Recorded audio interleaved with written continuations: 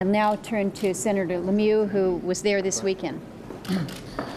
Thank you. Yesterday, Senator Shelby, Senator Sessions, and Congressman Jeff Miller and I flew over on a Coast Guard plane over the spill site, and the area of impact is large. And the closer you get to the well site, you see the brown and orange streaks of oil and then huge clumps of what looks like tar, to the point where there are large pads of tar floating on the top of the ocean.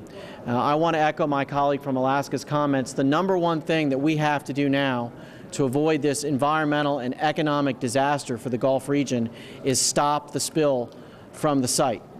There have been some, we have been told by the Coast Guard, some recent success that's been with the safety valve being closed somewhat and stopping some of the leaking. But the truth is, we don't know how much is leaking.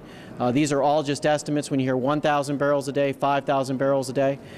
But right now, it's not time to find fault with the administration for what they could have done or should have done. Right now, it's not time to find fault with BP of what they could have done or should have done. Right now is the time to have every available resource and all sense of urgency possible to keep this from growing.